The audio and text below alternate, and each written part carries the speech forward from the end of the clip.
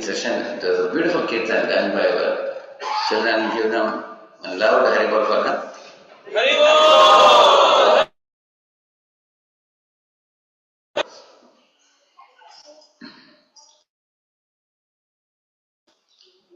So, who has chosen this topic? Bhakti unites and ego divides.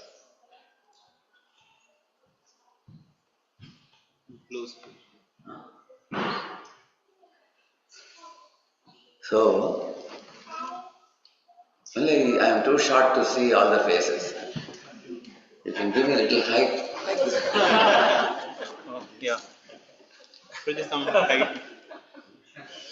You have something for this. Bigger.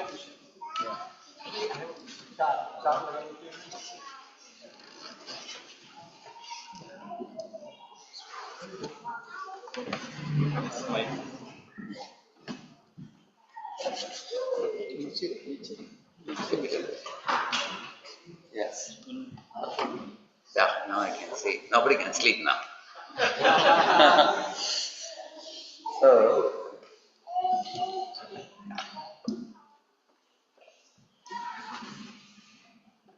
even on a Friday to have so many faces, so many devotees is not very easy. I thank you all for taking out your valuable time and listening to this program this evening. In the Srimad Bhagavatam, there is a pastime of 10 sons of King Prachina Parisha,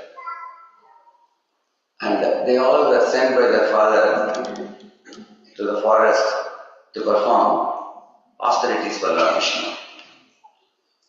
And these 10 sons, they met Lord Shiva in the forest.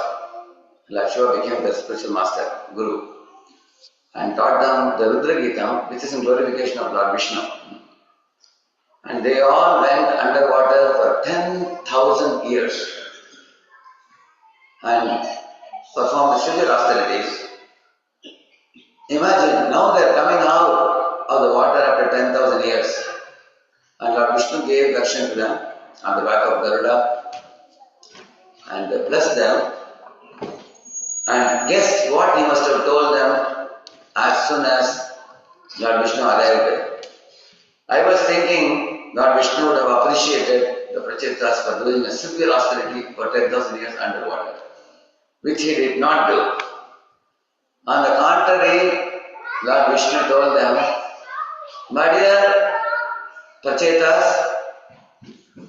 I am deeply touched by your unity with which you all have practiced devotional service together. Param rane dvam bhadram vo yuyam me nrupanandana sauhardena pratak dharmas tushtoham sauhridena bhava. They said, the Lord said, 2 times the word sauhrida is used. Sauhrida means friendliness. I am touched by your friendliness with each other, my dear sons of Prachina Barhi. You 10 of you stay together and practice devotion service together. And I am deeply moved by that. Now I can give you any benediction you want, he said. So I was thinking when I heard this, performing austerities underwater for 10,000 years, that is considered inferior to unitedly performing devotional service, 10 of them. You can imagine to bring about unity how difficult it can be. Staying underwater 10,000 years for you and me may be very challenging, but they were very powerful personalities. They had mystic powers. They could stay underwater. But Lord Vishnu did not appreciate their austerity. He appreciated their unity. Because unity is the best austerity. Because if people can stay united and perform devotional service, that is more pleasing to Lord than when they become independent. And Srila Prabhupada said why. If you take a bundle of sticks, nobody can break it. But if you take out one stick at a time, easily it can be broken. You might have heard the story. Once 4 cows were very friendly and they had huge horns also. Whenever the lion would come to eat them, All the four cows would charge against the lion with their sharp horns.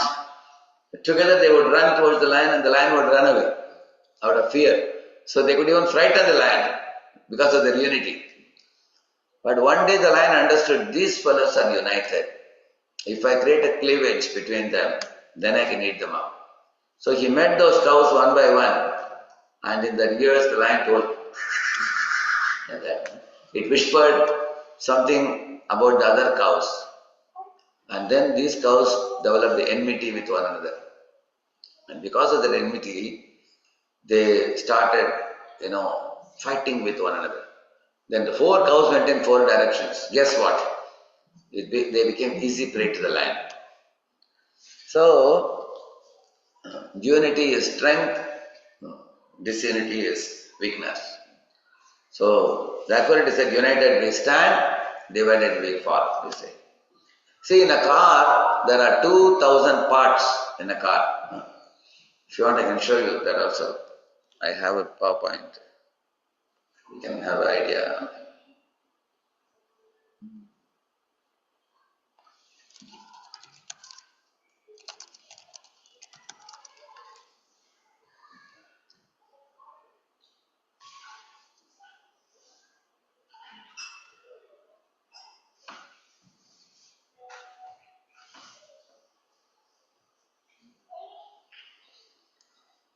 See, there are 2,000 parts in a car. Then all these parts have to be united for you to run the car. Imagine if some of the parts don't cooperate, you can't move the car. Isn't it? Or there can be some accident. So you all agree? All these parts should be united?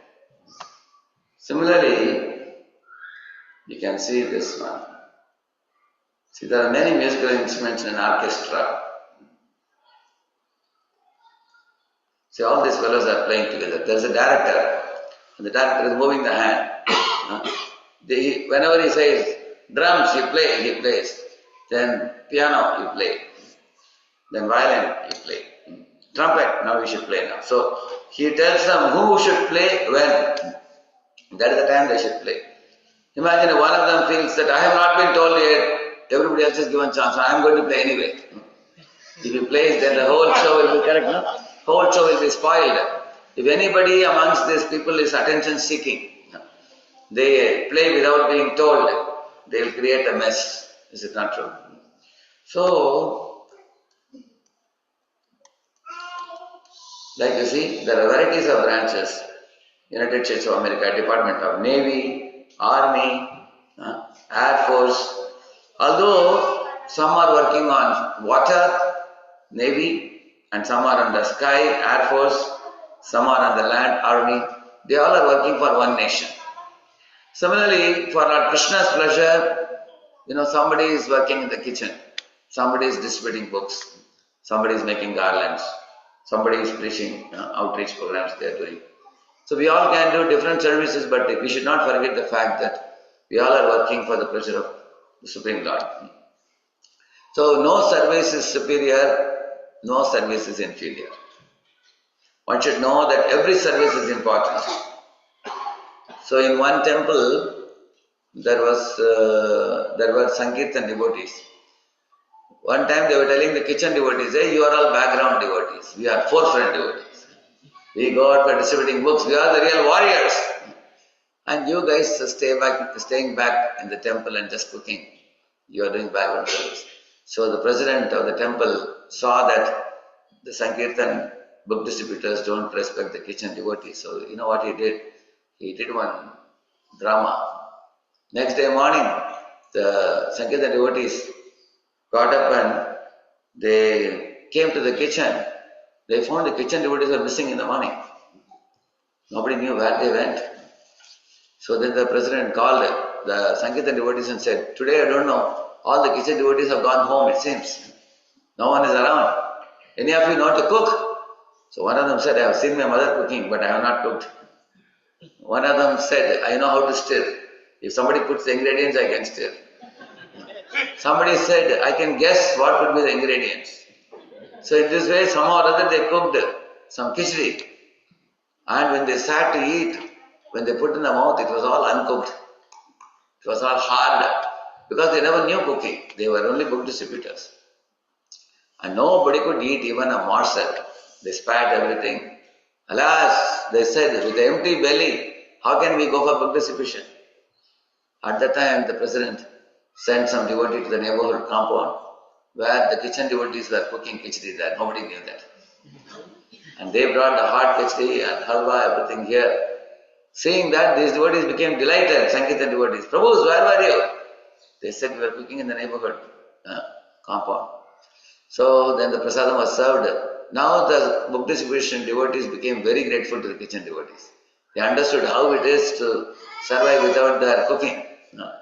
So, and the president taught them a lesson that all services are important.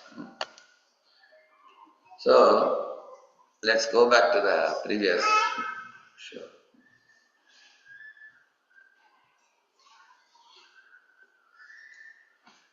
You see, where ego says me first, bhakti says you first, you see.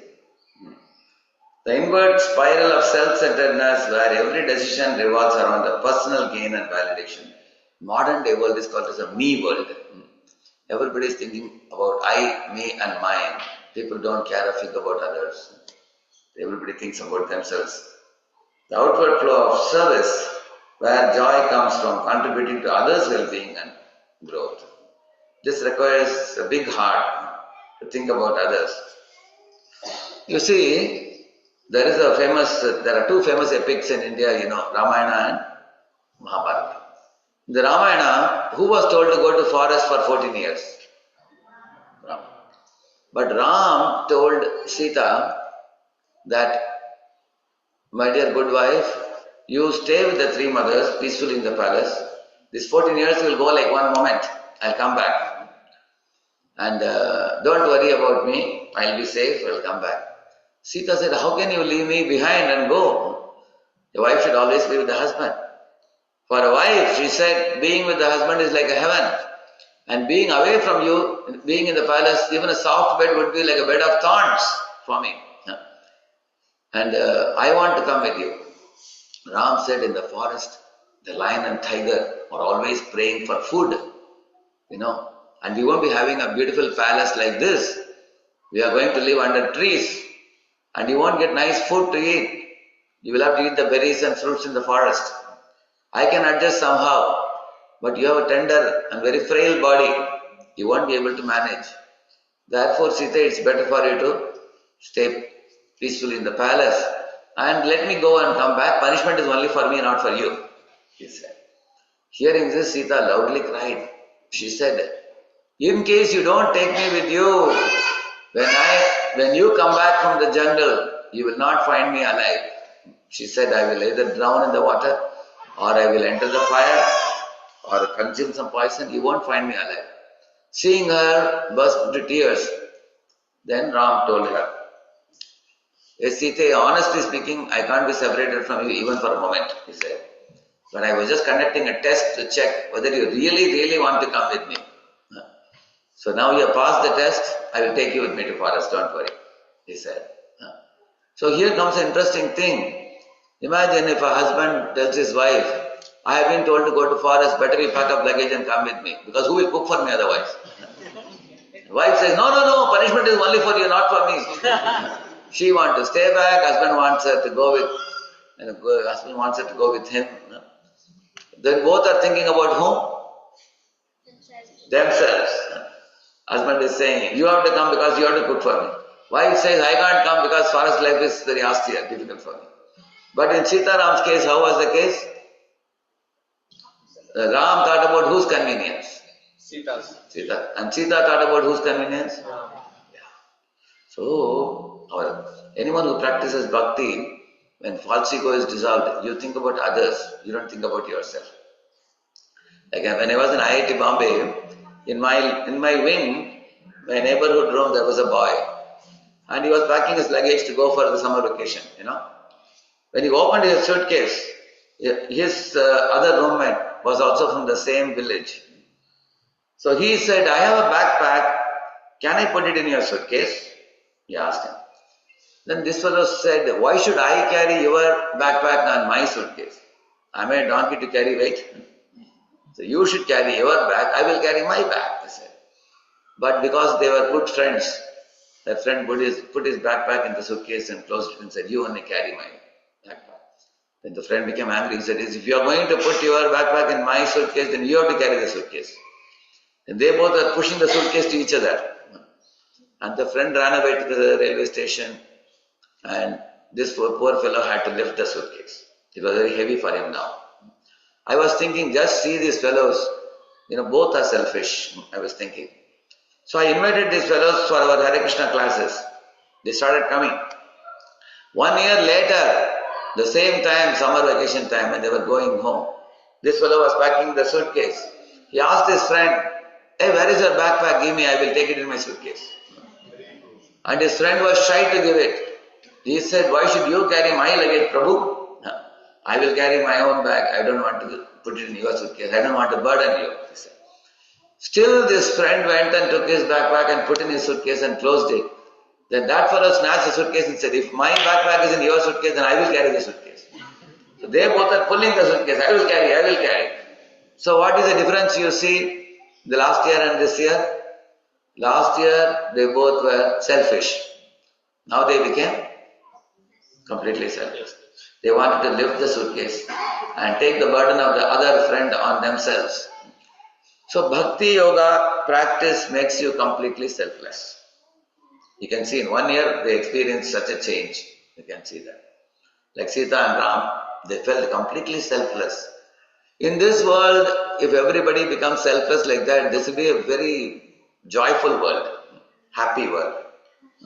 Like a husband is going to kitchen and telling wife, oh, good wife, you have to cook so many items. I will cut vegetables for you. And wife says, no, you go and chant. I will take care. I'll manage myself. So wife is thinking about who's chanting? Let husband go and chant. Husband is thinking, oh, wife is finding it difficult to cook. Let me help. So this is a very ideal situation. Otherwise, husband is going to chant. Wife is telling, already you are sitting for chanting. Can't you help in cutting sabji? Husband is saying, hey, cooking is your job. Chanting is my job. Correct, no? So, we can see that the bhakti teaches you first, and ego means me first. Yeah.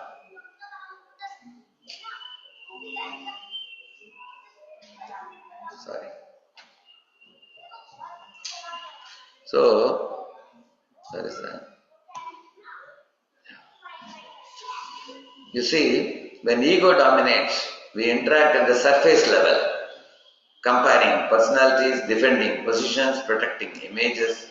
Like China clay, delicate metal wares, when they collide, that creates the friction spark and the damage also, as you see here. So, when ego dominates, we compare and claim that I am the best devotee, I am greater than you, but you are this. So, this kind of idea of, there are 3 gunas, Sattva-guna, Rajo-guna, Tama-guna. A Sattva-guna person thinks, I am a devotee, I am a good devotee, they are also good devotees, he thinks. Rajo-guna person thinks, I am the best devotee amongst all the devotees, he thinks. Tama-guna person says, I am the only devotee, everyone else is useless. And devotee in Vishuddha Sattva, beyond the 3 gunas, the devotee thinks, everybody is a wonderful devotee. Only I am not I am like a black sheep. I have no good qualities. I think I should learn from these devotees. From this devotee I should learn good qualities. From that devotee I should learn how to sing. From this devotee I should learn the philosophy. Everybody is shining with so many good qualities. All are worshipable for me. Personally, I have no good qualities. Like that very advanced devotee in Vishuddha, things like that. So, when ego dominates, people compare themselves with others and they become proud. Somebody says, Prabhu, in your Bhakti Vriksha, how many people are coming? He says, Prabhuji, about 15 people are coming. Just 15. In my group, we are getting 25. So then one feels very proud. And now we have more number. And that fellow may say, okay, you have 25, I have 15. But all 15 are gems in my group. They are not ordinary. Everybody is a leader. In your group, everybody is a follower. So in this way, people sometimes compare and compete with one another. One time in the kitchen, one One Rukmini Mataji was cooking. And there was another Satyabhama Mataji who makes garland at the same temple.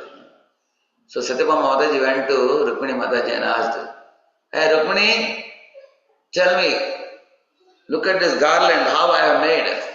To make this kind of garland, how much time it will take you, tell me?" Rukmini Mataji said, "Mataji, I am not very good in garland, I only cook for the bhoga for the deities. It will take me 4 hours to make. See, you take 4 hours, I made it in 1 hour, do you know that?" And then she asked. And immediately, both these Mataji's counselor came, Radhika Mataji, she came and said, "Satyabhama Mataji, wait a minute. Can you cook Rajabhoga like her? Huh? If you cook Rajabhoga, how much time it will take?" Satyabhama Mataji says, "Sorry Mataji, I don't know so good cooking. I only make garland." Then she told, if we keep a competition between horse and dog, who will run faster? Who will come first prize in running race? Horse. If you keep a barking competition between horse and dog, who will get first prize? Similarly, she said, if we keep a garland making competition, Satyabhama Mataji will come first. If we keep a cooking competition, who will come? Rukmini Mataji will come first. You, both of you ladies, you are gifted by Krishna with different talents. Don't compare. Then Satyabhama Mataji understood, oh, she is good in one thing, I am good in another thing. And we should not compare. You don't compare two flowers. Like jasmine flower is fragrant. Sunflower is beautiful. Lotus has honey. Similarly, every bird also, cuckoo, sings very sweetly, isn't it? A peacock can dance very beautifully, isn't it? Every bird can do different things. Like there are some birds which can go from North Pole to South Pole, they can fly long distances. So, not all birds can do everything in the same manner. Similarly, amongst humans also, we all have different, so we should not compare the personalities. Everybody should be treated like a unique flower or a unique bird. One should not make comparisons. And also, sometimes when ego dominates, we defend our position. Like for example, there was one devotee who was made in charge of book distribution. 1 year he did very well and everybody applauded and nice scores came. But next year he became very busy. And then the president told, "Prabhu, this year you are not getting time. You have got a newborn baby also. So better you hand over this position to someone else who will be able to do it." "No, Prabhuji, I will manage, Prabhu." But his wife said, "Our baby requires time. We need more time at home." So this devotee was not ready to give up the post, but he also could not render the service also. Because he was little uneasy to give up the post. So should he defend the post or give it to somebody? Give it to somebody. For 1 or 2 years you give it. You can always take it up later. So one should not, just because I was in charge last year and I should be in charge for whole life. Like when you take an Olympic torch, you run from there to here, then you have to hand over the torch to somebody else. You can't become attached and say, "No, I am holding, I will not give you." You have to give it to the next person. Somebody who can take it and run ahead, correct? No? Because Prabhupada said the wheels should be kept moving, he said. In case I am not able to do a service, can I hand it over to somebody or not? What should I do? Can I hand over, correct? No? One should not be defending one's position. Or protecting images. Like when we sometimes commit a mistake, our seniors call and tell us that, "Prabhu or Mataji, please don't do this." So to protect the image, sometimes people pass the blame to someone else. Like for example, somebody went to kitchen and they cooked all the items, but they didn't put the waste in the dustbin. They made the kitchen very clumsy. You call the person and say, "Hey, Prabhu or Mataji, what is this?" After you cook in the kitchen, you should clean the kitchen so that next devotee who comes can use it. And he may say, "What about cooking? I cooked such a nice bhoga, you don't talk about that. You are only talking about what I didn't do." Some people argue. So we don't have to protect our image. If somebody is giving a correction, if we give up our ego, we can take correction. If we can give up our false ego, we will not defend our position. If we give up our false ego, then we will avoid comparison. We will respect all Vaishnavas. So, but if we are going to bring our ego, then we will clash like the porcelain vessels and our hearts will break. Once my spiritual master was telling, Our hearts are like a mud pot. When you bring two mud pots and hit, what happens? They break. Once it breaks, the juice inside the water or juice, whatever is there, it will leak out. So he was telling us that the pots are like our heart and the liquid in the pot is like Krishna Prem. If you are going to hurt each other, then it cracks because of hurting each other and then our prema is gone. We feel very dry in spiritual life. You try to do this with any devotee, you fight with the devotee and then you sit to chant Hare Krishna. Krishna will say, what are you chanting? You have hurt my devotee and you are doing natak now, doing drama now. Krishna will not accept our chanting. He will become upset with us. So, one should know how to deal with devotees in such a way that there is a famous verse. Shantaha samadrisha shuddhaha sarva bhutanurranjanaha yantyanjasa achyuta padam achyuta priyamandavaha. These are the qualities of one who is fit to return back home, back to Godhead. This is coming in the chapter, Dhruva Maharaj goes back to Godhead in that chapter. First quality, Shantaha means they are peaceful, they don't hanker for any position or post or name, fame, glory, same old story. They don't expect anything. Shantaha means very peaceful, no hankerings. Samadrisha, they treat all devotees equally, whether you are rich or poor, whether you are educated or illiterate, whether you are senior devotee, junior devotee, they respect everybody. Samadrisha. Shuddhaha, they practice pure devotional service with no motives. Sarva bhutana ranjanaha, they always deal with all living entities to please them. They make an effort to please them.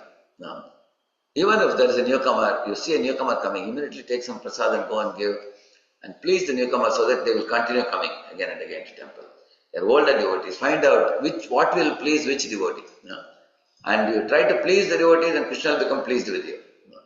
The method of pleasing Krishna is to please Krishna through his devotees. Let me give you an example. When you want to pass water to the whole tree, where do you put the water? Roots. If you pour water in the root of the tree, the whole tree gets. Similarly, if you then the whole universe gets pleased. Everybody. But think about it for a minute. How do you put water in the root of the tree? Do you take out the tree and put water like this, the root? You put water in the sand which is holding the root. Similarly, Krishna in their hearts, like the sand is holding the tree. So if you please the hearts of devotees, that's why Krishna is not speaking. So then Krishna will because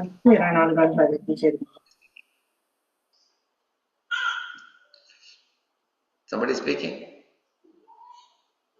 So you see, when Lord Krishna in the 9th canto of Bhagavatam he says, Sadhavo hridayam mahyam sadhunam hridayam taham madanyatte na jananti naham tibhyo managavi. He is saying, my dear Durvasa, Brahman, I am in the heart of my devotees and my devotees are in my heart. And I do not know anything but my devotees and my devotees don't know anything but me. Lord is saying. So Lord is in the heart of the devotees. So if you please the heart of devotees, they are holding the Lord's lotus feet in their heart, then Lord is pleased by that. Just like when you water the sand around the tree, the sand absorbs the water and gives it to the root of the tree. Then the whole tree gets nourishment. So therefore, if we break the hearts of one another, then we lose the juice of Krishna consciousness. There was one Mataji who was going to a temple. She was rendering some service, in the deity department, jewelry she was making and everything. So the leader Mataji was a little strong lady, because of which this lady had a little tussle with her and stopped going to temple and giving the service.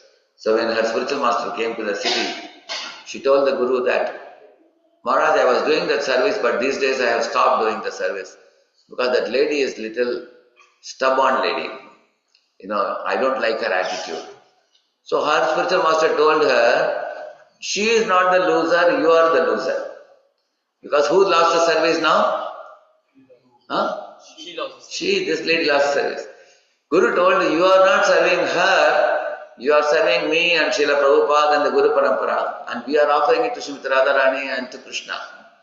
So now that you, because of your not so good dealing with her, you are losing the chance for service. So know that she is a service awarder on behalf of the Parampara. We have given her service for all of you to get. Take the service and little bit tolerate her nature so that your service will go on. In this world, don't make a big issue for small behavioral dealings between devotees. It's more important for you to go to temple, take darshan of deity and render service. And just because with one person you got a tussle, you stop going to temple and giving service. Correct, no? So, in this way, sometimes in devotee communities, we can unknowingly hurt each other and become distant. That is why these points are made. So, what is the symphony of souls? You see, the bhakti invites us deeper, beyond the superficial layers of personality to the eternal essence within. Here, the souls recognize their shared divine nature and unite in understanding, like all musicians playing a symphony as per direction of the director. Like one day in one temple, they invited me, I went to give a lecture. So when I started Jayarada Madhava, there was one harmonium person playing in that corner. And this corner, one fellow was playing Mridanga. And I am playing Kartal, all three are going in three different directions. So I was telling them, please come here, you sit here. So the harmonium person sat here, Mridangam, and one fellow with big Kartal sat, and we all played together. Played. And then the kirtan came out very beautiful. So that is called symphony. Symphony means everybody should play the note properly, so the overall kirtan becomes very powerfully, it builds. If everyone is playing in different direction, different meter, people will find it difficult to follow, correct, no? So, similarly in the path of Bhakti Yoga, everybody should do their part. Pujari should worship the Lord, the preachers should go out and distribute the message, book distributors should distribute the books, and the kitchen cooks should cook nice bhoga, offer to Lord and distribute prasadam to everybody. Somebody is supposed to clean the temple and keep it neat and clean, they should do that. Everybody should do their part, unitedly. Then the whole temple will be a very beautiful place for newcomers to come and get connected and follow. So, see, when I become the center, conflict begins. For example, let us take a compass and draw different circles. With different centers, they are going to clash. But if we keep one center and draw multiple circles of increasing radius, they will never clash. Similarly, if you make Krishna the center, there will be no clash. But if you become your center, I become my center. I think I am important, you think you are important, we both are fighting, then there is clash. The moment we place ourselves at the center of our universe, everything else gets pushed to the margins. Our needs eclipse others' feelings, others' opinions, others' perspectives, and we don't care. Our opinions overshadow different perspectives. Our agenda becomes the only agenda that matters, you see. So this is called self-focus, prioritizing one's own personal needs. Then everybody else is pushed to the margin. I don't care about your opinion. My way or highway. Not many people say like that, correct? They don't care about others. So different views get muted. They don't listen to others' opinions. And then there will be hatred and tension growing amongst the people. So everybody should cultivate empathy. Empathy means, what is the difference between sympathy and empathy? Sympathy means feel pity for others. Empathy means to be able to see the perspectives of others. Like for example, if I draw if from here I draw a 6, you go to the other side and see, what do you see? 9. So he is saying 9, 9, he is saying 6, 6. Who is right? Both are right. So this fellow should agree to go that side and see, oh yes, Prabhu, from your side it is 9, from my side it is 6. Then you can understand. Is it correct? Is it clear now? Yeah. So we should be willing to have an open mind to listen to others' opinions. Therefore, mind is compared to a parachute. A parachute functions better when it is closed or open. Open. Otherwise, we'll fall. We'll fall head first and break our head. Parachute should be open. Similarly, mind should be open. With open mind, we will be willing to. Prabhu, I have a thought about this seva, and I would like to hear your opinion also. And at the end of the meeting, we will either take yours or mine, or a combination of both. Whatever will be best for the Lord service. That is the open mindset. Closed mindset means, Prabhu, I know what is to be done, please don't interfere. I know what is your idea and it will not work. Already I heard from others what you want to do.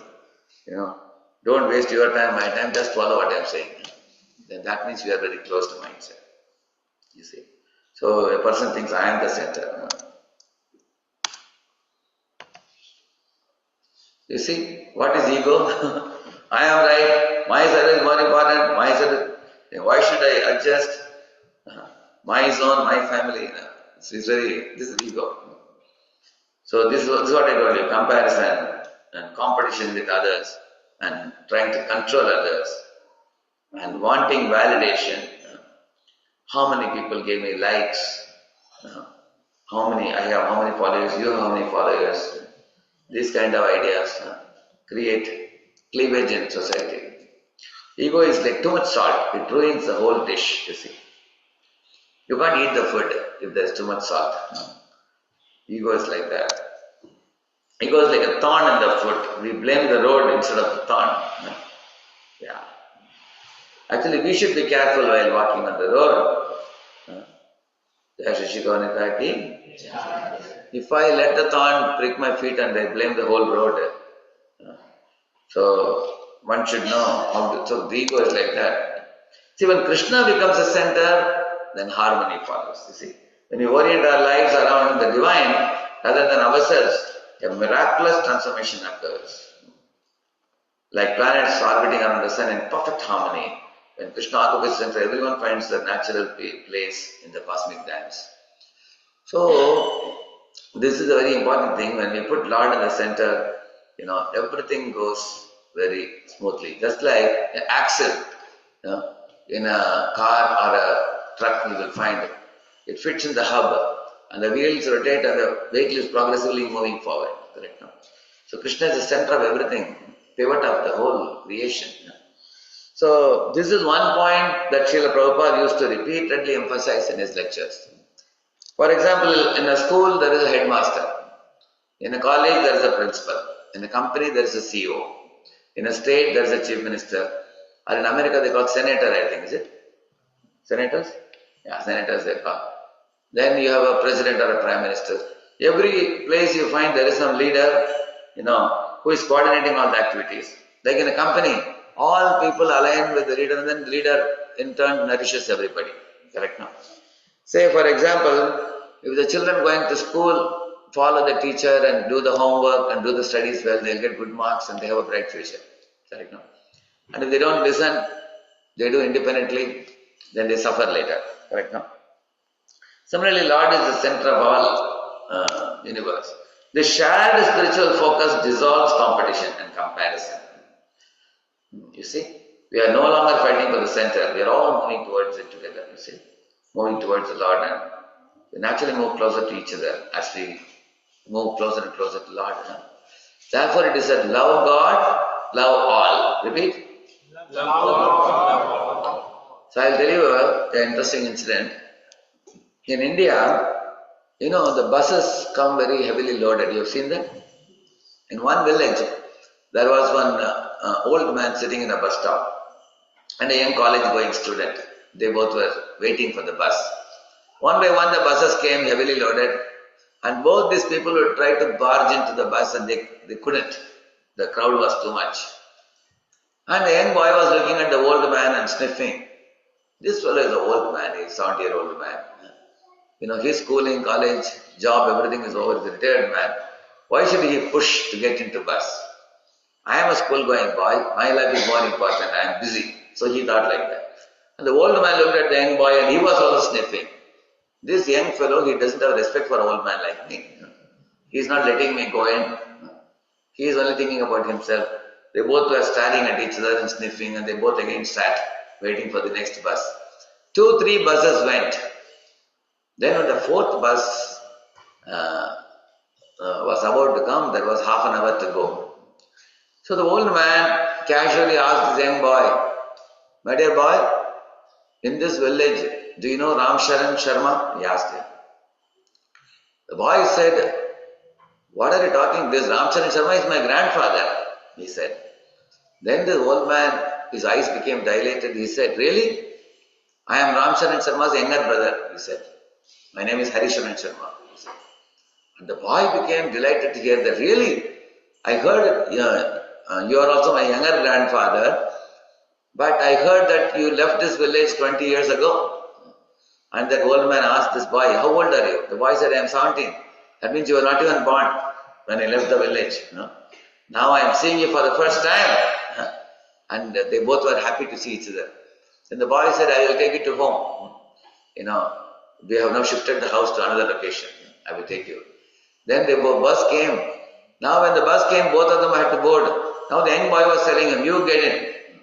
And the old man was telling the young boy, "Hey boy, my boy, you get in." They both very lovingly wanted the other one to get in. So now anybody can tell me, how did this big difference come in their behavior? Earlier they were sniffing and trying to get in themselves. Now they are telling, "You get in, you get in." Why? Yeah? She's saying they got to know the real identity. She's saying, "Okay, I'm looking for one particular word."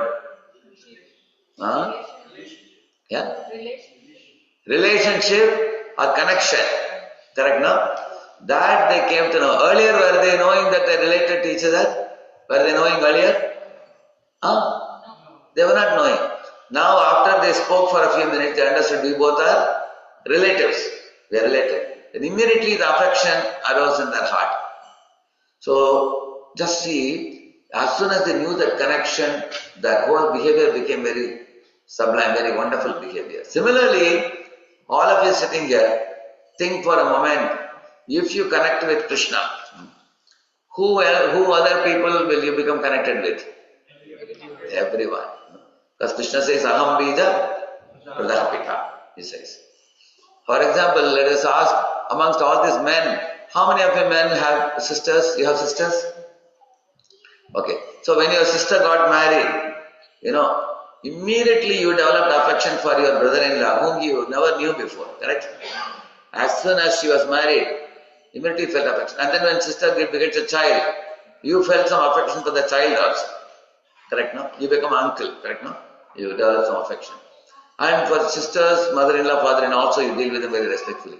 Now anybody can tell me, for you to develop affection to her husband and all husband's family members, suddenly all of a sudden, what makes you feel that connection with them? Yes? How that kind of respect and affection for that whole family arose in your heart? What is the basis? Relation with whom? Sister. Because she is dear to you, all of them connected to her became dear to you. Similarly, if Krishna becomes dear to you, everybody connected to Krishna will also become dear to you. In this way, you can see that all living beings are lovable. They all are our very close relatives because Krishna is the common denominator. You can see like that. How many of you understand this point? It's a very important point. Is it clear? Only few are raising it. Others, I think they got it. Okay. Yeah. See here, how ego divides.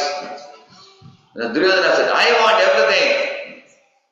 When Pandavas, some of you who may not know the Mahabharata, the long story cut short, I will tell you, there were two brothers, cousins. One are called Kauravas, others are called Pandavas. Pandavas are virtuous and the Kauravas are vicious. So Kauravas were headed by Duryodhana and Pandavas were headed by Yudhishthira. So Pandavas were godly, they were aligned with Lord Krishna, and Kauravas were demoniac, headed by Duryodhana. So when Duryodhana saw his Pandava brothers, they were actually, legally speaking, they were supposed to take the rule of the world after their father. Their father was the king, Pandu, then they are supposed to take the kingdom. Seeing that the cousin brother Duryodhana he wanted to trick them, cheat them, hatch some plots to drive them away. So by gambling match, he sent them away to forest, took away all their wealth, and told them 12 years you have to go to forest. They finished those 12 years and came back and said, our term is over now, can you please give the kingdom back? And Duryodhana, what he said? No, I want everything. He said, I will not give you land even on the tip of a needle, he said. You won't get anything. They said, at least 5 villages to rule. He said, nothing. So you can see that how the ego of Duryodhana divided the two brothers. And the war became inevitable and so many died in the battle. On the Pandavas on the other side, you see, they were ready to forego the whole world kingdom, just seeking only 5 villages for the 5 Pandavas to rule. So how reasonable and humble the Pandavas are, and how arrogant and ego-driven, egotist Duryodhana is, you can see on the left side. Similarly, on the other side you can see, Ravana and Vibhishana. The picture is wrongly put here. I hurriedly made the picture and brought it down. Actually, Ravana didn't surrender. This is in Ramayana. One is from Mahabharata epic, one is from Ramayana. Actually, you will find that in the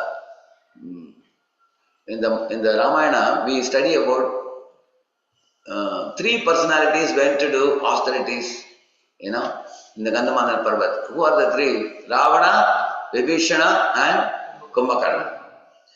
When 3 of them were performing severe penances, when Brahma came, Ravana said, I want a golden kingdom to rule, and I should be so powerful that no devata, no great being should be able to kill me. He thought human beings are insignificant. He didn't count the human beings. Many things he asked her. So he was very driven by greed for wealth and kingdom, that's all. And Kumbhakarna wanted to ask 2 boons. Nirdevatvam, that was one thing, and Indrasana, 2 things he wanted. Indrasana means I want the post of the demigod of heaven, Indra. Indrasana, and I want Nirdevatvam means I want to wipe out the whole universe from all the devatas or demigods. That was his idea. But devatas went to pray to Saraswati and said, please protect us by twisting his tongue. Instead of asking Nirdevatvam, he asked for Nidratvam. And instead of asking Indrasana, he said Nidrasana. So he got sleep only, Kumbhakarna. But the third fellow, our Vibhishan, he prayed to Brahma that even in difficult times, let me always follow the path of the Lord. Let me not follow any crooked path. That was his prayer. So you can see that Ravana was motivated by false ego, and Vibhishan was motivated by bhakti. So this is what I was telling you. You see, like figures holding trophies but looking sideways with jealousy, ego can never truly enjoy victory.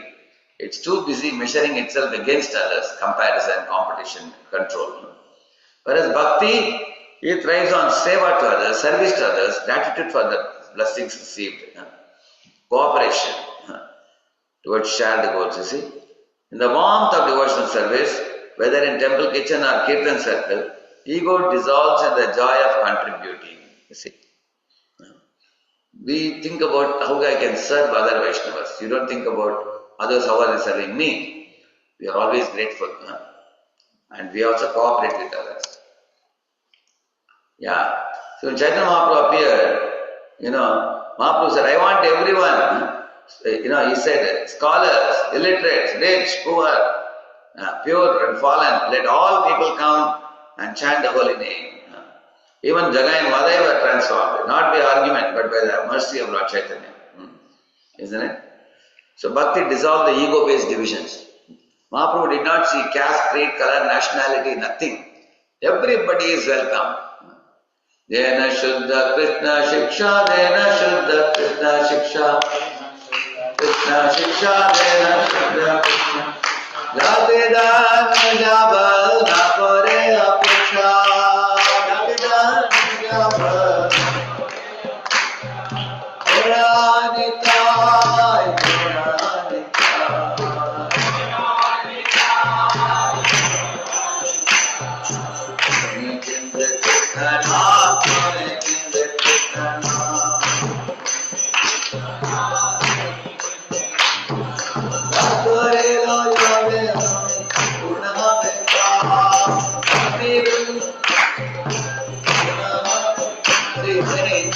Jati Dan Vidya Bal Na Kore Apeksha. Lord Chaitanya and Nityananda, they did not see what caste you belong to, or how wealthy you are, and how politically strong you are, and how educated you are. They didn't see this. They opened it for everybody. I want everyone to come and join this. So Bhakti unites all people. I was in Calcutta in the Golden Jubilee year of ISKCON. 120 countries had come to Calcutta. And they were all holding the flag and chanting Hare Krishna mantra. And they walked to the Victoria terminus there. So I also happened to be there. So in this way, the whole world can be united by the holy name. You can see that.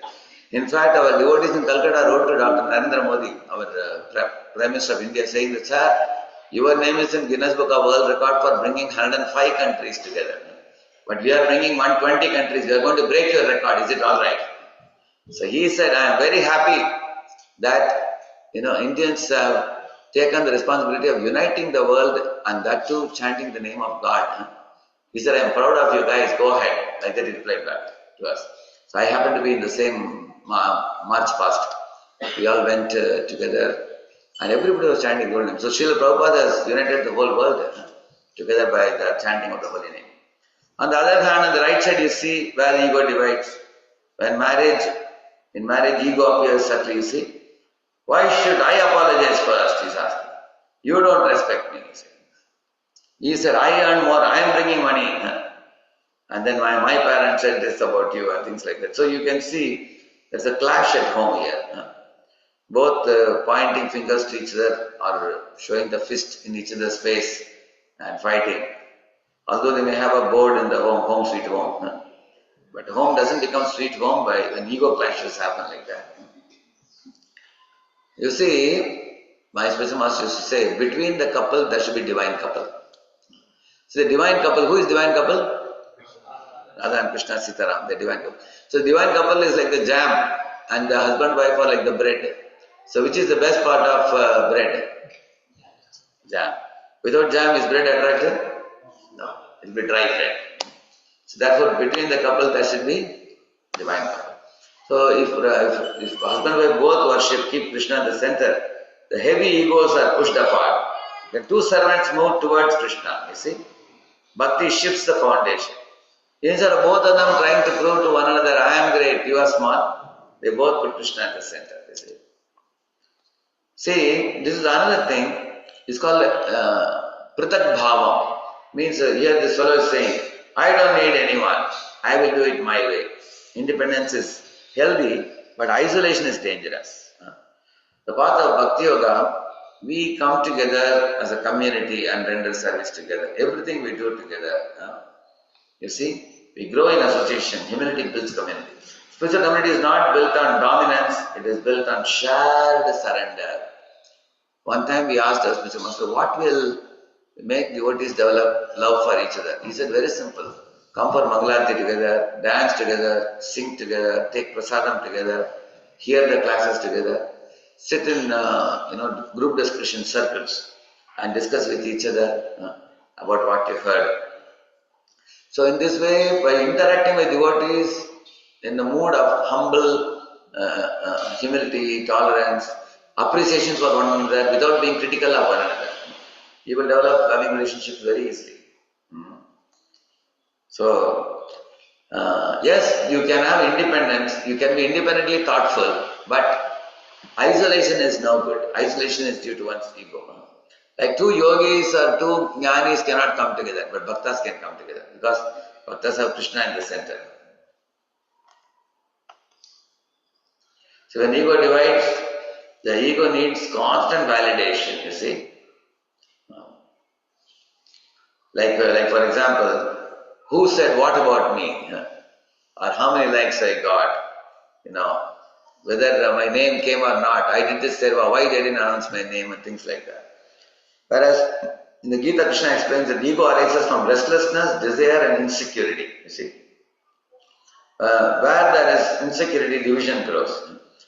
Yeah. Otherwise, you see here, why bhakti unites?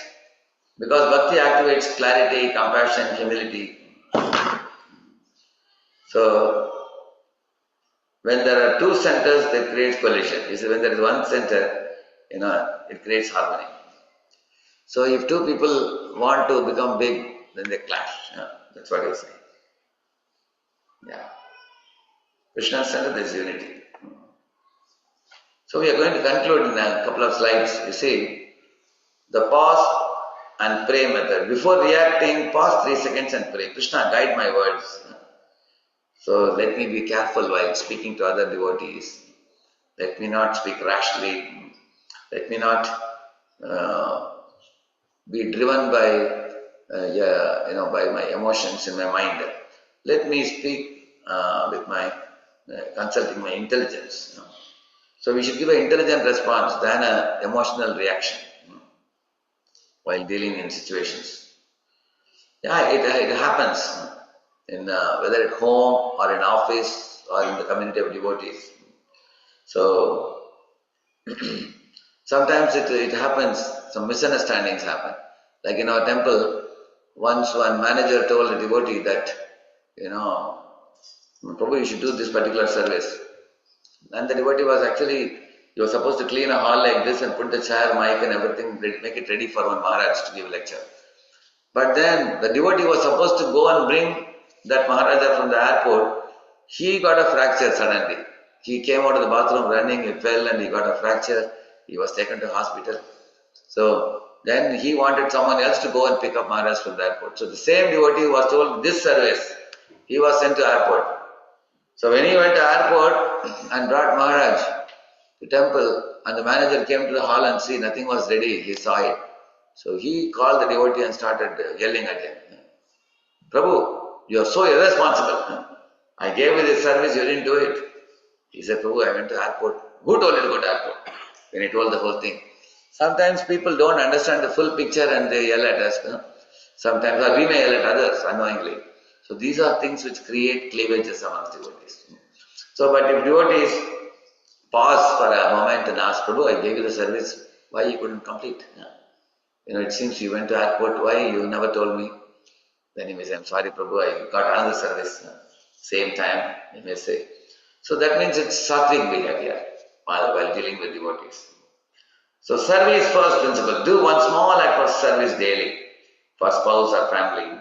Service dissolves ego faster than philosophy. You can speak a lot of philosophy. When you render practical service, it touches people's hearts. Also, a third thing is a very powerful thing. I may be wrong. Say it once daily at least. It's a spiritual lubrication for relationships, you see. So, like sometimes, two people are quarreling. Like, one wife was telling the husband in the evening, did you bring that? I told you in the morning. What? You didn't tell me anything in the morning? I told you near the door before you went to office to bring that. He said, you never told me. And they both argue for 2 hours. Is it valuable? Both are trying to prove. She is trying to prove that she told him, and he is trying to prove that she never told him. So, one out of the two should give up the battle. He says, okay, maybe I didn't listen to you. I was on a phone or something. Then she says, okay, now you admitted now. Okay, now you go on. Or she says, okay, maybe I thought I told you. Maybe I didn't tell you. Okay, now I'm telling you, go and bring it. When two hands come, sound comes. When one hand comes, one hand goes away. There is no sound. Yeah. Isn't it? See, for the youth, here is the practical tools. You see. Replace comparison with contribution. How many likes I got? How many followers I got now? Replace competition with cooperation. You see.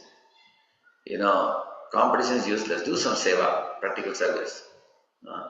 Appreciate at least 1% daily. You see. Say thank you to someone. So chant sincerely, even one focused round nicely. Bhakti gives purpose beyond social media validation. See, even if you get 1 million followers in social media, they don't know who you are and you don't know who they are. That's the way the world is. You have to be validated by Krishna, not by the world. The world is not going to come with you at the time of death, but Krishna will come with you. When everybody else is left behind, Krishna will accompany the soul who leaves the body and goes to the next body. Krishna only takes you. So, has Krishna recognized you? That is more important than the world living validation. So ego is like an excess salt. It spoils the whole dish. I told you that example before. A perfectly prepared meal can be destroyed by too much salt. Similarly, a relationship, project or community can have all the right ingredients, love, talent, resources, yet be ruined by excess ego. Just as a skilled chef knows when to stop adding salt, spiritual wisdom teaches us to recognize when ego is overwhelming the natural flavor of authentic. That's spoiled, you see. The question isn't whether we have ego. No, we all do have ego. But the question is, are we letting it dominate the recipe of our lives? So we have to manage our own ego. So bhakti always means, wow, how can I contribute? Ready to give, not to grab. With an open mind, open heart, without expectation, you see, with open spirit. This is what I was telling at the beginning. This I told you. So here are some reflection questions. Think about it. Do people feel peaceful around me, or people feel little uneasy as soon as I come? Do I create unity, or I create subtle divisions by unhealthy comparisons?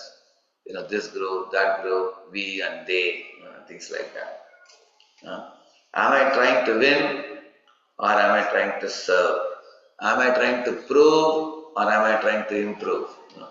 Many people want to do which one, prove or improve? That causes ego troubles, isn't it?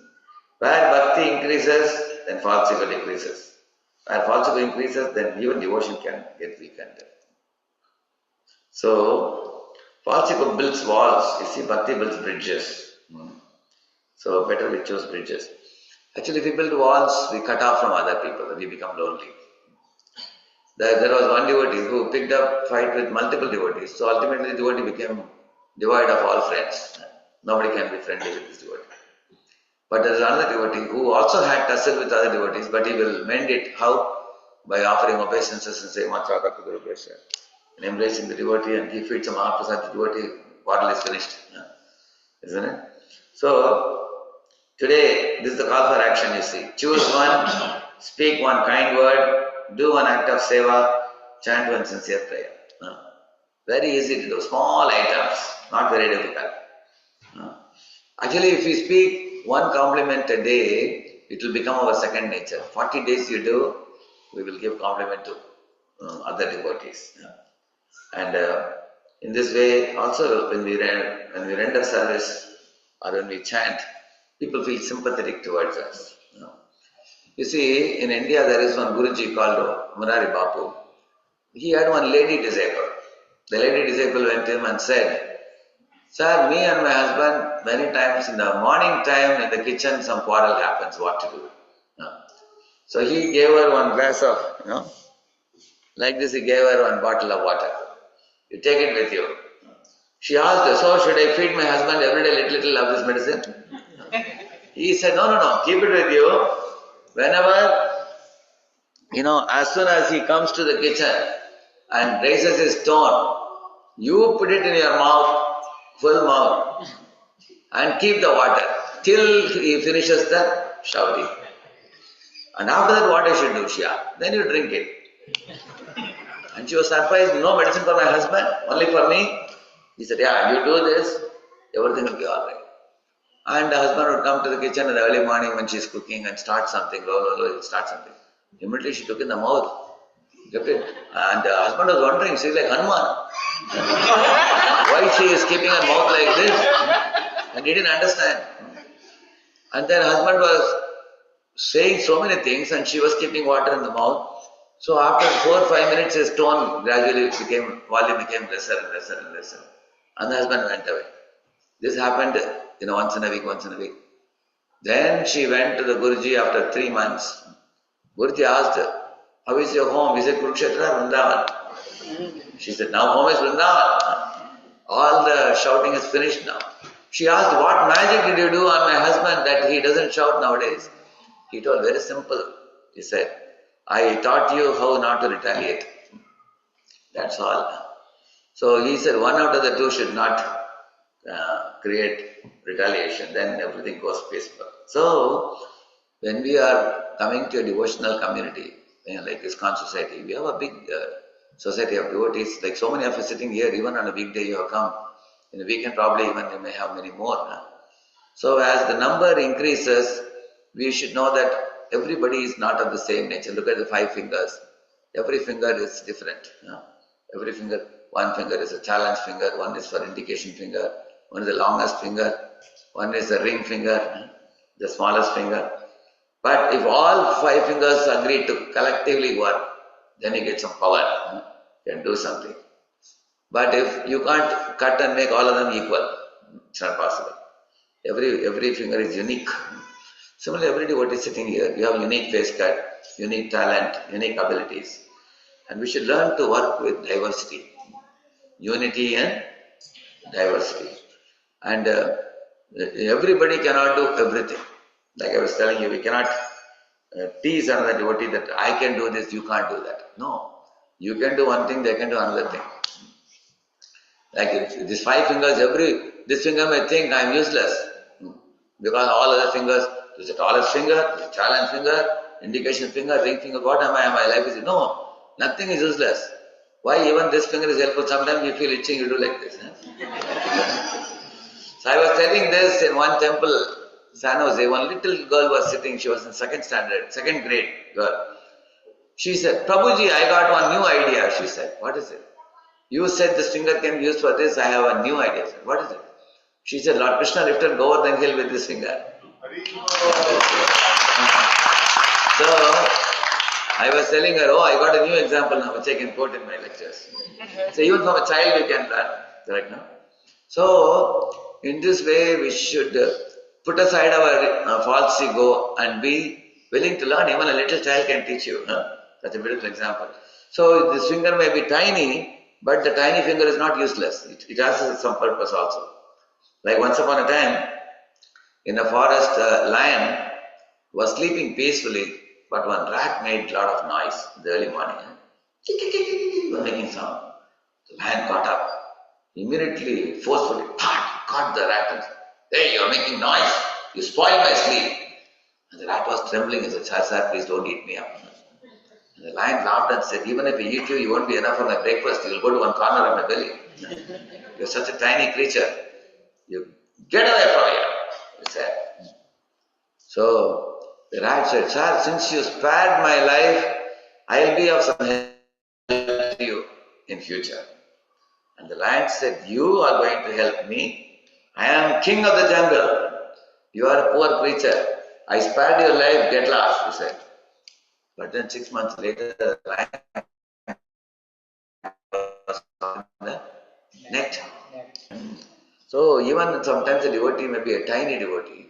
When people may be thinking that what this devotee can do, but you will see that everybody is endowed with some special capability.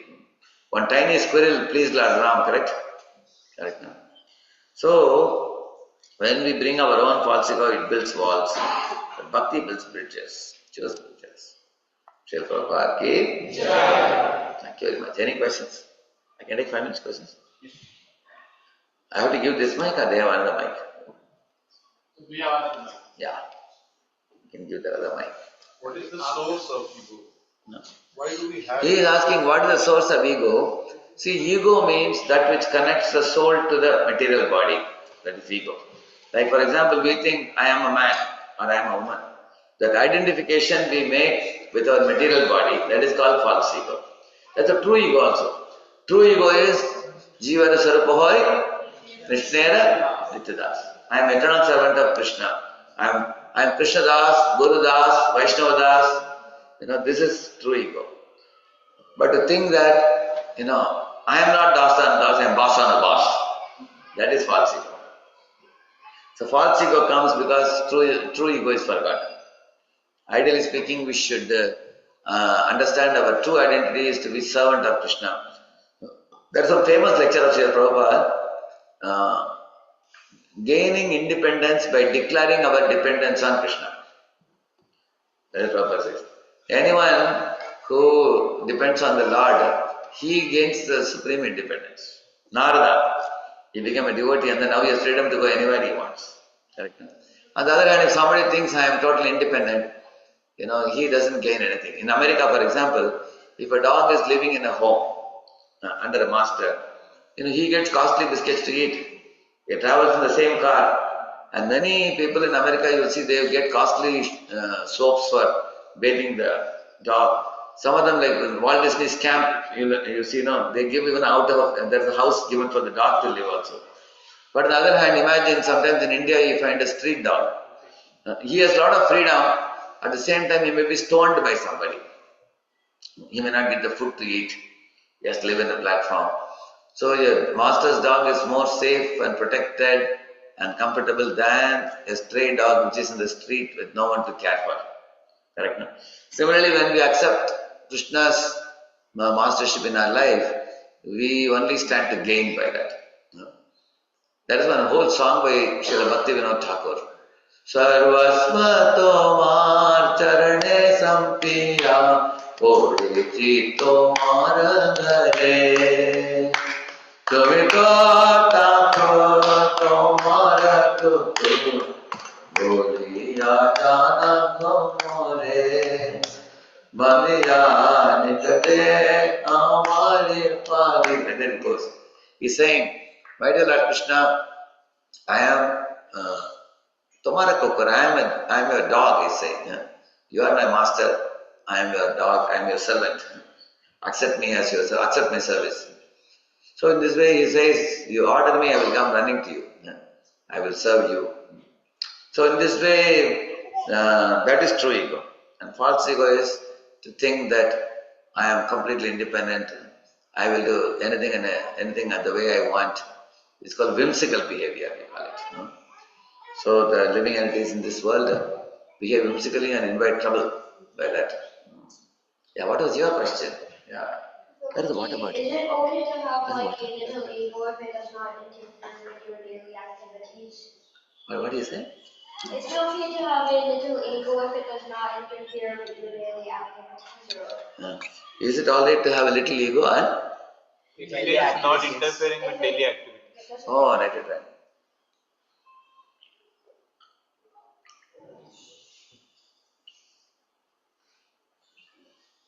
See, confidence is good, courage is good. And a person who does not have false ego doesn't mean he is timid. He can be confident, he can be courageous. Like Arjuna, he fought the battle and emerged victorious by guidance from Krishna. So he was courageous, he was confident, but he didn't have ego. You understand the point? Because sometimes people will think without ego means we have to be timid or we have to be spineless. We have to be fearful. We have to live in phobia or something. It's not like that. Devotees of the Lord are confident and courageous, but their confidence is in Krishna. Like Prahlad. You saw movie of Prahlad, you saw? Yes. Yeah. This Prahlad actually was fearless and confident. At the same time, he was not egoistic like Hiranyakashipu. Yeah, any other question? Yeah, behind her. Thank you for the amazing class. How to understand, like you just said that the devotees are courageous. So, How to understand? how to understand like how much to tolerate Correct. and where to set the boundary. Correct, yeah. If it is like if we take the example of a household, so if one person is like just tolerating. Correct. So there is something called as tolerating with wisdom. Say why we tolerate in relationships at home or in office. Sometimes we tolerate the other persons because our relationship is more important than proving that I am right. Correct, no? I am right. So Therefore, even sometimes we tolerate the children, sometimes tolerate husband or in-laws, we tolerate. So, at the same time, Shastras don't say that you can be abused. If somebody is abusing you emotionally or physically beating or something like that, we cannot tolerate that. Then we have to take it to the right authorities, people, and take some necessary action. We would not entertain such kind of abuse. So, at the same time, there are certain small, trivial things. Let me give you an example. Like, say husband goes to office and his boss scolded him. When he comes home, he may scold the wife. But intelligent wife, she hears like this and leaves it like this. She knows that he is just scolding me without any rhyme or reason. Maybe he got a dose, he's just transferring the dose to me. And she is very cool-headed. She is giving him some snacks to eat, what it is. She's behaving as normally as before. And the next day morning, when husband gets up, he is wondering whether my wife is all right or she's upset with me. She's not upset. So such a wife occupies the mind of the husband. Even while going to office, he thinks, oh, I got such a shock absorber wife who tolerates my foolishness. The next day when he comes back in the evening, he will say, I'm sorry, yesterday I scolded you for no reason. You are not at fault, but I wanted to vent out somewhere. I vented out. So, in this way, if one out of the two learns such tolerance, then the family can be a happy family. On the other hand, if a wife makes a big hue and cry, you have to prove to me where I went wrong for which you scolded me now. And the husband won't be able to prove. Then he will cook up something. Then in this way, both they fight tooth and nail, and the present atmosphere of the home is spoiled. Right now. So I was telling about such trivial things, small things I was telling. But if somebody is repeatedly, some people are super critical, they are super angry, super critical, they have to go to doctors and take some treatment, special treatment. So we cannot just go on tolerating, because then our psychology will get affected, and then we may start burying pent-up feelings, which will come out in an ugly way in future, which we don't want to do, passively. Yeah. Your question in that sense is, we have to understand the situation very carefully. And when to tolerate, when not to tolerate, so one has to assess the situation, or we have to consult some senior. In this situation, should I give up the fight or should I fight? Like Dhruva Maharaj was told not to fight, and Arjuna was told to fight. So they both got two different instructions from their superiors. So we also have to find out from somebody very mature, superior to us, what would you do in this situation if you are in my situation? We can ask them. Thank you. Yes, Prabhu? I understood that retaliation will not resolve conflicts. Correct. So, part of dharma, when if we don't retaliate, the damage would have already done. So if we just wait and see, don't retaliate, just sit. No, you have to tell the specific case, because I told you just now two examples. Arjuna was told to fight by Krishna. You have to retaliate. And Dhruva Maharaj was told not to fight. There is an example. Dhruva Maharaja's brother Uttama was killed by one Yaksha. And Dhruva Maharaj attacked the Yaksha's race at Alkapuri, and he wanted to wipe out the race of Yakshas completely.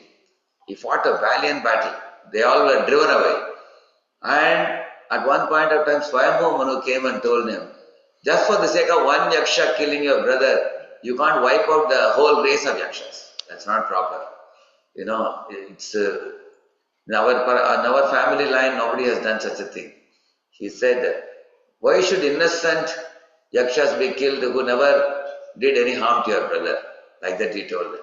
Then Dhruva stopped the battle. So your situation, what you are talking, you tell me your specific case, and in that case I will tell you whether we should retaliate or not. You got my point? Yeah.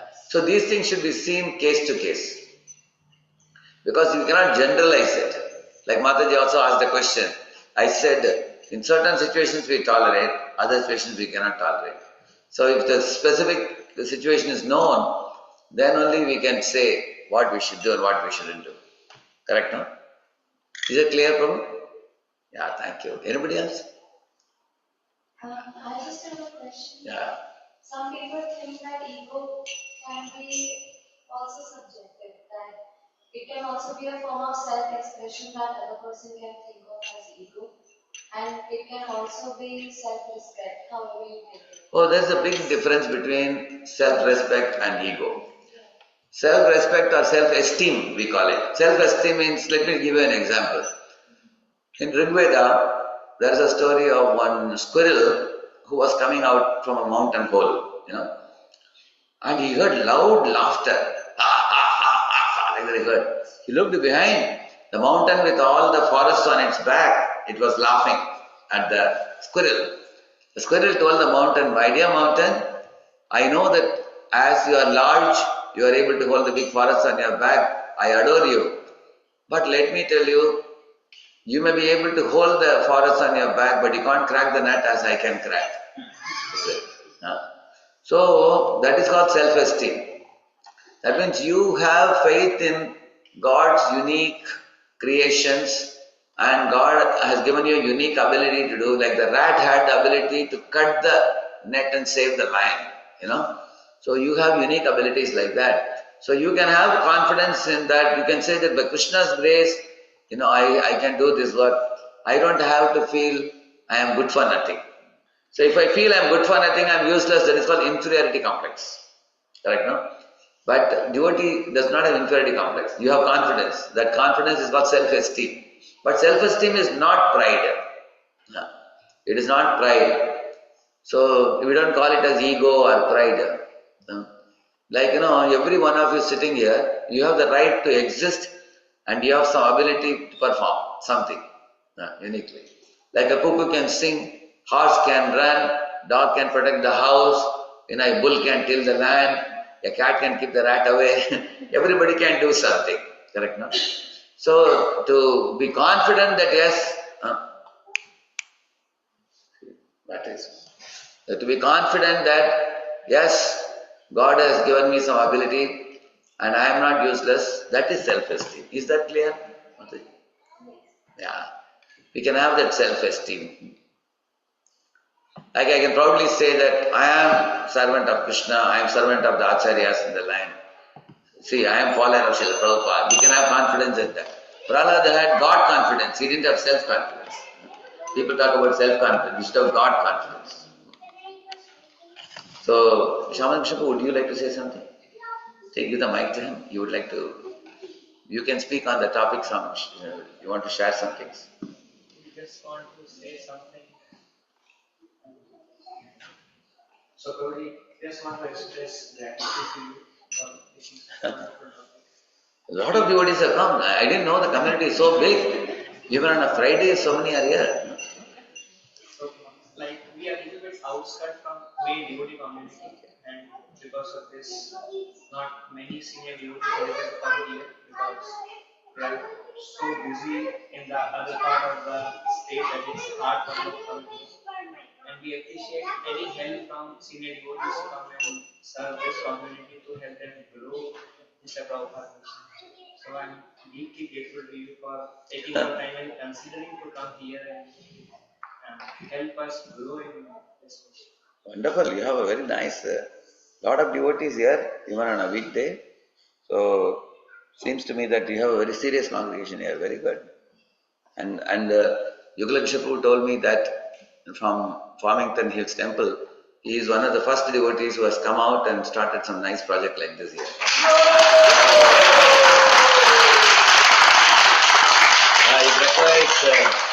It requires a lot of guts to leave such a nice shelter. There are a team of devotees there and a holiday community there. To leave that and come here, almost a couple of hours away, 2-3 hours away, and stay in this remote place, and that is stably, remaining stable and strong in devotion life, giving inspiration to so many. It's a very wonderful service. And the part of Shaman Krishna too, I really adore his dedication. And also Yugla Bishop told me that he is very caring and very compassionate, and he is a friend of all people from, there are many Indian devotees here, there are also many devotees born in the West, And they have understood the Krishna conscious philosophy because of his nice nurturing and guiding them.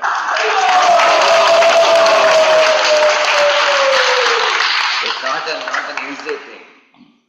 And in such a short time to purchase this church, such a nice facility, and to develop this.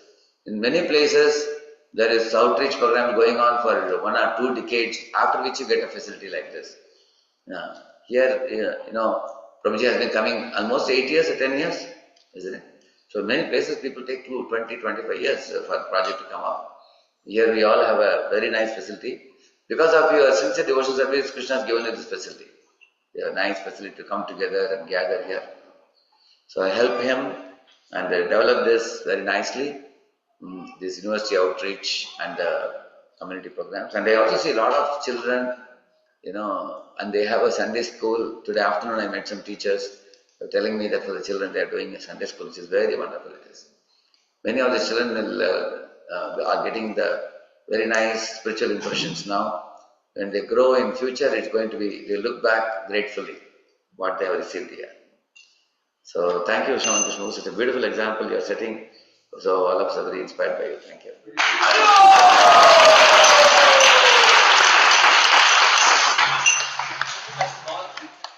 I can do Kirtan shortly. And we humbly seek your continued support to this community. I will try to come when I come there.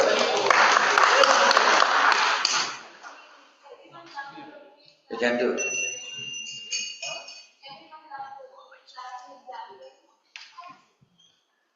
See, if any of you write, this is my website, you will get very easily any materials you want. You can just make a note of this. And this is my email. In this, if you write, you will get a reply in about 2 weeks you will get. Because I have 500-600 mails in my box always. You catch up with that. Thank you. Thank you very much. I can do Kirtan 2 minutes. Yeah.